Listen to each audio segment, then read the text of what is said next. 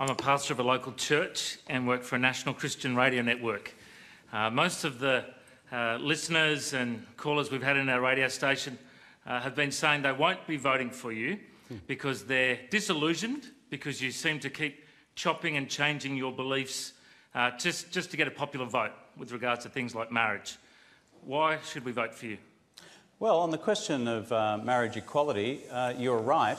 I took a position about, I think, 3, 4, 5 months ago, well before coming back to the Prime Ministership, because I concluded in my conscience, through an informed conscience and a Christian conscience, it was the right thing to do. And let me tell you why. Number one, I do not believe people when they are born choose their sexuality.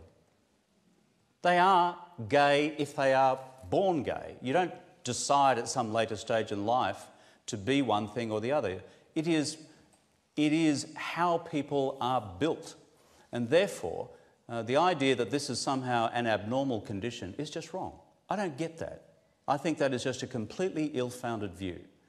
Secondly, if you accept that it is natural and normal for someone to be gay, because that's the way they are, then it follows from that I don't think it is right to say that if these two folk here who are in love with each other and are of the same gender should be denied the opportunity for legal recognition of the duration of their relationship by having marriage equality.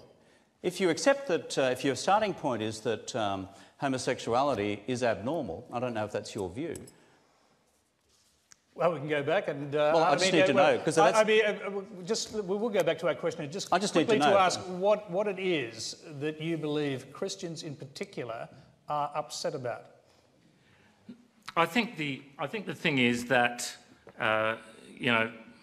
every pastor we do marriages between husbands and wives, and Jesus said a man shall leave his father and mother and be married, and that's the biblical definition.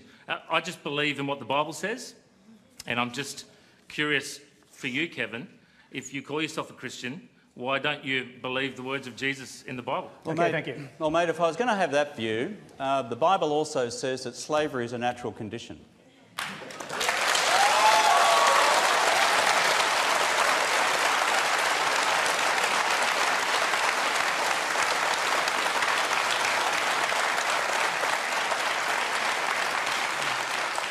Because St. Paul said in the New Testament, slaves, be obedient to your masters. And therefore, we should have all fought for the Confederacy in the US Civil War. I mean, for goodness sake, the human condition and social conditions change. What is the fundamental principle of the New Testament? It is one of universal love, loving your fellow man.